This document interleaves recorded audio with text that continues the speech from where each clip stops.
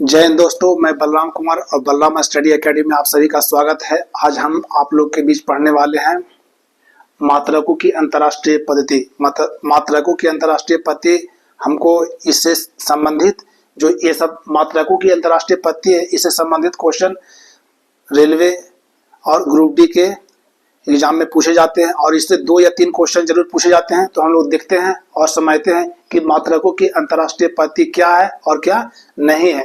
तो मात्रकों की अंतर्राष्ट्रीय पद्धति है में इसमें सबसे पहला आता है FPS यानी फुट पाउंड सेकेंड। जो हम लोग को इसमें मापने की पद्धति थी फुट पाउंड सेकेंड है, तो ये फुट पाउंड सेकेंड है। तो इसमें क्या है F फुट पाउंड सेकेंड है। इसमें मात्रकों की पद्धति क्या है फुट लंबाई के लिए इसमें फुट का इस्तेमाल किया जाता है और द्रव्यमान के लिए पाउंड और समय के लिए फुट पाउंड सेकेंड। पाउंड समय के लिए सेकेंड, तो सेकेंड का इस्तेमाल इसमें करते थे। ये हुआ किसमें FPS मात्रक में, ये अंतरराष्ट्रीय मात्रक की पद्धति है। और ये जो है किसका था, ब्रिटेन का था। ब्रिटेन जहां जहां शासक किया वो हर समय किसका उपयोग किया जाता था, FPS में करता था। ब्रिटेन के लोग जिस जिस देश में कैंटे गए वहां जाके थोप दिए यानी FPS मात्रा में फुट पाउंड सेकेंड में। और अगला है CGS। तो CGS है, ये फ्रेंच है। फ्रेंच यानी फ्रांस के लोगों ने इसका इस्तेमाल करते थे। तो लंबाई के लिए सेकेंड और द्रव्यमान के लिए ग्राम और टाइम के लिए ये भी सेकेंड का इस्तेमाल करते थे। तो हम लोग देखेंगे तो लंबाई के लिए सेंटीमीटर, क्या सेंटीमीटर और द्रव्यमान के लिए ग्राम का इस्तेमाल करते थे। किसमें, CGS पद्धति में। किसमें, ग्राम का इस्तेमाल करते थे। और CGS पद्धति में समय के लिए सेकेंड का इस्तेमाल करते थे। किसमें, सेकेंड का इस्तेमाल करते थे। इसमें भी सेकेंड का ही इस्तेमाल किया जाता था। और इसके बाद कहने का मतलब है कि FPS फुट पाउंड सेकेंड, इसमें लंबाई के लिए फुट और द्रव्यमान के लिए पाउंड और समय के लिए सेकेंड का इस्तेमाल किए जाते हैं। हम लोग देखते हैं कि देखिए इसका इस्तेमाल तो फुट में किया जाता है, लंबाई के लिए फुट के लिए, और द्रव्यमान के लिए पाउंड। जैसे अभी भी दौड़ में जैसे पुलिस सैनिक के गोला फेंकते हैं उसमें पाउंड में ही फेंका जाता है। केक बनाते हैं वो भी द्रव्यमान किस में रहता है, पाउंड में ही रहता है। ठीक है। और समय के लिए सेकेंड का इस्तेमाल किया गया। तो और इसी से लेटेस्ट में आया जो फ्रेंच लोगों ने इस्तेमाल किया था, तो लंबाई के लिए सेंटीमीटर। ठीक है। सेंटीमीटर का तो अगर किसी चीज आपको नापना है सेंटीमीटर तो ठीक है भाई, इसमें फुट है, अगर फुट में अगर गड़बड़ हो रहा है और सेंटीमीटर में आप नाप रहे हैं तो थोड़ा सा का डिस्टर्बेंस रहता है तो कोई मायने नहीं रखता है। तो इसका लेटेस्ट वर्जन था। और इसमें द्रव्यमान के लिए ग्राम और समय के लिए सेकेंड। लेकिन इन सभी से ज्यादा लेटेस्ट में आया कौन, MKS प्रणाली। MKS प्रणाली को क्या कहते हैं, MKS प्रणाली को हम लोग क्या कहते हैं, ये लेटेस्ट वर्जन में है। इसमें क्या है, मीटर, लंबाई के लिए मीटर का इस्तेमाल करते हैं और द्रव्यमान के लिए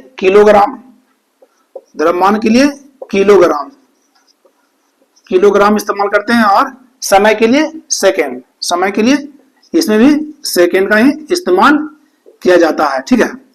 जब ये सब पूरा हो गया तो देखिए इस हर एक देश के लिए, हर एक जगह के लिए अलग अलग बनाया गया था। इसमें लंबाई, द्रव्यमान और समय के लिए। लेकिन कहा कि अगला पॉइंट में है कि इंटरनेशनल सिस्टम ऑफ यूनिट, यानी कहने का मतलब SI यानी सिस्टम ऑफ यूनिट। इन सभी देशों की 1971 में एक बैठक किया गया और बोला किया गया कि देखिए इन सभी के लिए सामूहिक रूप से एक नया राशियां का इस्तेमाल किया जाना चाहिए। ठीक है। तो इसमें ही SI पद्धति लाया गया। और हम लोग आगे देखेंगे 7 राशियों का फंडामेंटल है। ये जो 7 राशि है वो फंडामेंटल है। तो कौन कौन है, तो लंबाई के लिए देखिए, लंबाई के लिए क्या है, लंबाई को हम लोग मापते हैं मीटर में। लंबाई को हम लोग किस में मापते हैं, मीटर में। पहला है लंबाई है तो लंबाई के लिए मीटर और द्रव्यमान के लिए किलोग्राम, यानी कि किलोग्राम का इस्तेमाल करते हैं। किलोग्राम है ना, किलोग्राम का इस्तेमाल करते हैं। और समय के लिए क्या है, समय के लिए है सेकेंड। समय के लिए सेकेंड का इस्तेमाल करते हैं। सेकेंड का इस्तेमाल करते हैं, और ताप के लिए तापमान के लिए केल्विन केल्विन का इस्तेमाल करते हैं, और ज्योति तीव्रता के लिए कैंडेला, जिसे हम लोग कैंडेला कहते हैं, कैंडेला, और विद्युत धारा के लिए एम्पियर, और पदार्थ की मात्रा के लिए मोल। लेकिन आप सभी को ये जानना होगा कि पदार्थ की मात्रा है वो फिजिक्स में पढ़ा नहीं जाता, ठीक है, लेकिन हम लोग आपके लिए बता दिए हैं कि पदार्थ की मात्रा के लिए मोल को दर्शाया गया है ना। और इसमें अगला पॉइंट इसमें देखेंगे कि इसको किससे सूचित किया जाता है। तो मीटर के लिए क्या होगा, जैसे कि लंबाई के लिए मीटर है, मीटर के लिए एल को सूचित करेंगे, ठीक है। और द्रव्यमान के लिए है किलोग्राम, तो किलोग्राम के लिए क्या करेंगे, तो किलोग्राम के लिए केजी होगा, है ना, केजी होगा, है ना। और समय है जो सेकंड से लिखते हैं हम लोग, लेकिन इसको दर्शाएं कुछ भाई, तो ये क्या हुआ, समय के लिए सेकंड हो गया, है ना। और तापमान के लिए केल्विन है, तो केल्विन के लिए के हो गया, है ना। और कैंडेला के लिए क्या हो गया, ज्योति तीव्रता के लिए कैंडेला के लिए सीडी हो गया।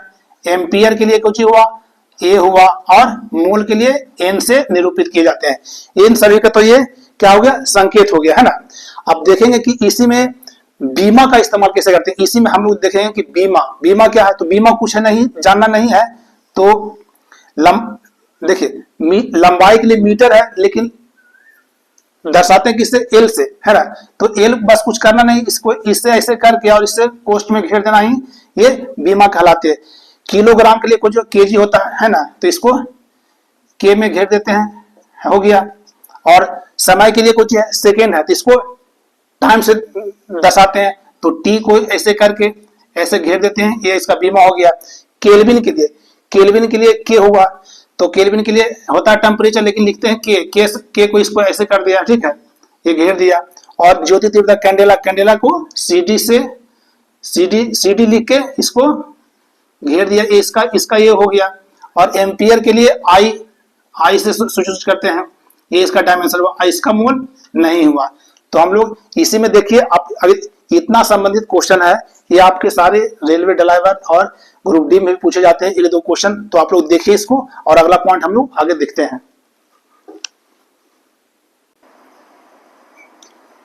मेन रूप से निकाला जाता है इसमें डायमेंशन, तो डायमेंशन के लिए ज्यादा कोई भार नहीं है। मेन रूप से डायमेंशन के लिए 3 चीज आपको याद रखना पड़ेगा। कितना चीज याद रखना पड़ेगा, 3 चीज याद रखना पड़ेगा। वो है 3 डायमेंशन में सिर्फ आपको 3 चीज याद रखना पड़ेगा। 3 चीज में कुछ है भाई, तो 3 चीज में है लंबाई, जिसको लंबाई को एल से करते हैं, है ना, ये इसका ये हुआ डायमेंशन हुआ। और द्रव्यमान हुआ, क्या हुआ, द्रव्यमान को हुआ, द्रव्यमान को केजी तो बोलते हैं, लेकिन मात्रा तो केजी है, लेकिन लिखते हैं कुछ एम से निरूपित करते हैं ना, मास में, तो इसको घेर देते हैं। और तीसरा है समय को किससे निरूपित करते हैं, तो एस से।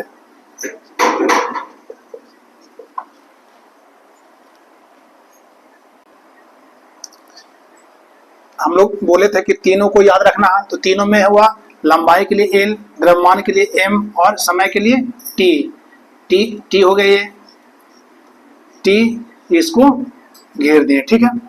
और इसी तरह से आपको मतलब कि ज्ञात करने के लिए रहेगा, जैसे आपसे पूछेगा कि क्षेत्रफल का डायमेंशन क्या होगा, तो क्षेत्रफल का डायमेंशन क्या होगा, तो आप लोग देखिए इसको निकालने के लिए आसान है। क्षेत्रफल का डायमेंशन क्या होता है, तो क्षेत्रफल का डायमेंशन क्या होता है, तो मीटर स्क्वायर होता है क्षेत्रफल के लिए। तो मीटर में कुछ लंबाई गुने चौड़ाई, है ना, तो 2 बार हो गया, तो इसको क्या करना है, एल स्क्वायर हो गया, इसका ए हो गया, इसको घेर दिए, ए हो गया, ठीक है। अगला बार अगर जो पूछेगा आपसे कि आयतन का डायमेंशन क्या होता है, तो आयतन का डायमेंशन क्या होता है, ये देखिए आप लोग, आयतन का जो डायमेंशन होता है वो क्या होता है, मीटर क्यू, यानी कहने का मतलब लंबाई गुने चौड़ाई गुने ऊंचाई, सबको लंबाई को एल से नापेंगे और चौड़ाई को एल से और ऊंचाई को भी एल से, तो कितना हो गया एल एल कितना हो गया 3 हो गया, क्यू हो गया, ये हो गया उसका बीमा हो गया। इसी तरह से अगर किसी को आपको याद कर, जैसे कि आपको अगला क्वेश्चन आ जाएगा कि चाल का डायमेंशन क्या होता है, चाल बराबर क्या होता है, तो दूरी बटे समय है ना, चाल बराबर दूरी बटे समय। तो दूरी के लिए कुछ करेंगे, दूरी लंबाई को एल से डिनोटेड करते हैं, तो एल से एल यहां लिखेंगे और टाइम के लिए टी देंगे, और जब ऊपर आएगा तो देखिए एल बाई टी इनवर्स 1, ये इसका डायमेंशन होगा। तो इसी तरह से हम लोग याद कर सकते हैं, ये आपके लिए बहुत जरूरी है, इसे एक बार जरूर देखें और वीडियो अच्छे लगे तो लाइक शेयर सब्सक्राइब जरूर करें। जय हिंद।